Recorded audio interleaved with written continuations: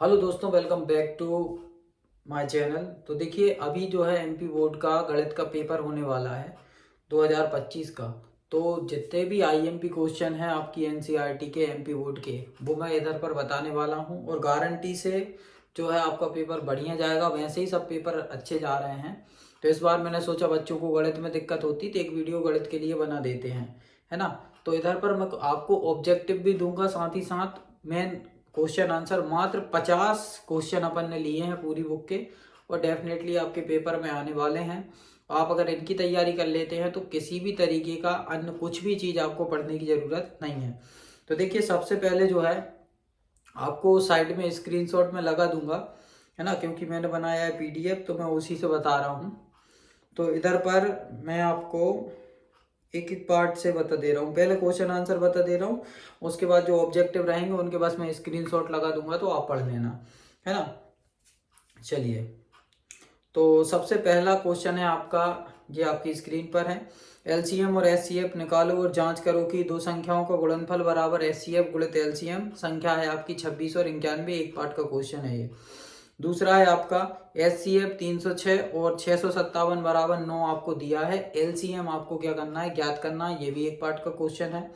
उसके बाद व्याख्या कीजिए कि 7 गुणित 11 गुणित 13 प्लस 13 और 7 गुणित 3, 7 गुणित 6 गुणित 5 गुणित 3 गुणित 4 गुणित 1 प्लस 5 एक भाज्य संख्या है कि नहीं। और उसके बाद है करनी 5 एक अपरिमेय संख्या है, ये आपको सिद्ध करना है। उसके बाद शून्य ज्ञात करने, दो पार्ट के क्वेश्चन है ये। उसमें पहला है x square minus 2x minus 8, और दूसरा है 4u स्क्वायर प्लस 8u, तीसरा है टी स्क्वायर माइनस के 15। उसके बाद द्विघात बहुपद ज्ञात करना है आपको, 2.2 का दूसरा क्वेश्चन है ये, जिसमें आपको द्विघात बहुपद ज्ञात करने हैं। उसमें आपको शून्यकों का योगफल और गुणनफल दिया है। 3 सवाल हैं, इसके भी दिख रहे होंगे आपको। फिर प्रतिस्थापन और विलोपन विधि से आपको ये जो दो सवाल हैं इनको हल करके देख लेना है। x प्लस वाई बराबर 14, x माइनस वाई बराबर 4, और 3x माइनस वाई बराबर 3, और 9x माइनस 3y बराबर 9। तो इन दोनों सवालों को आपको दोनों विधि से हल करना है। अगर आपको दिक्कत जा रही है तो इन 50 के 50 सवालों को मैं सॉल्व करके भी एक वीडियो अपलोड कर सकता हूँ, आप इस पर कमेंट कर दें।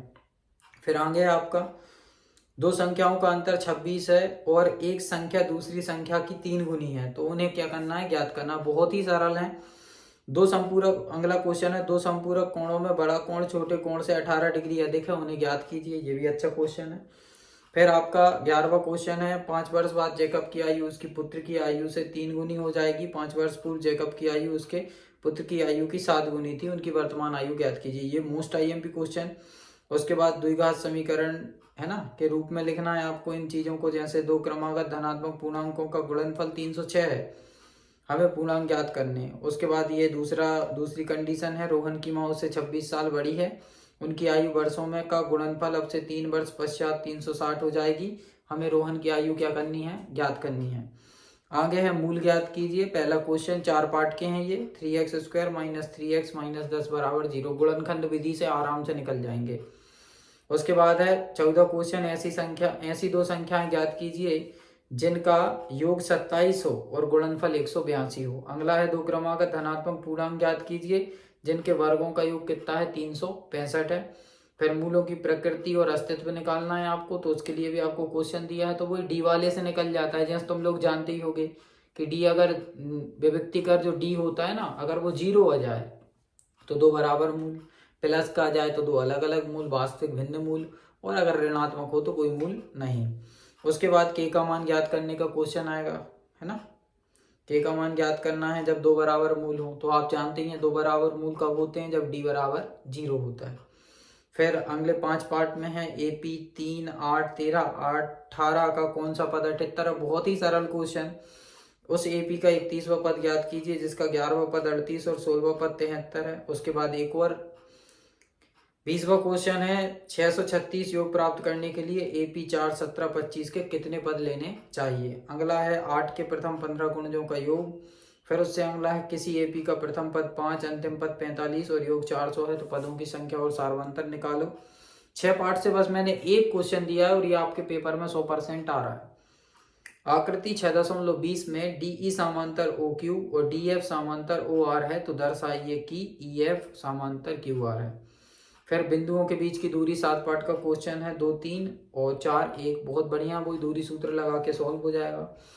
फिर उसका ही अगला है, निर्धारित कीजिए कि क्या बिंदु 1 5 2 3 और -2 और 11 -11 जो है वो संरेखी है कि नहीं। एक्स अक्ष पर वह बिंदु ज्ञात कीजिए जो 2, -5 और -2 9 से समदूरस्थ है। फिर y का मान, अगला क्वेश्चन है, y का मान ज्ञात कीजिए जिसके लिए बिंदु P में 2 -3 और Q 10, y के बीच की दूरी 10 मात्रक है। उसके बाद 28 क्वेश्चन है, उस बिंदु के निर्देशांक ज्ञात कीजिए जो बिंदु -1 7 और 4, 3 को मिलाने वाले रेखाखंड को 2:3 के अनुपात में बांटता है। फिर बिंदु -3 10 और 6 -8 को जोड़ने वाले रेखाखंड को -1 और 6 किस अनुपात में विभाजित करता है। फिर है आपका, यदि 8 पार्ट के सवाल हैं, यदि sin थीटा बराबर 3/4 तो cos और tan का मान। और फिर उसके बाद अगला है, यदि sec के बराबर 13/12 तो अन्य त्रिकोणमितीय अनुपात निकालो। फिर 32 नंबर पर वही सिद्ध करने वाला दिया है, cos 45/sin 30 प्लस cosec 30। यदि, ये तो मोस्ट IMP क्वेश्चन है आपका 23 नंबर का, आना ही है पेपर में। यदि tan a प्लस बी बराबर करनी 3 और tan a माइनस बी बराबर 1/करनी 3 तो a और b का मान।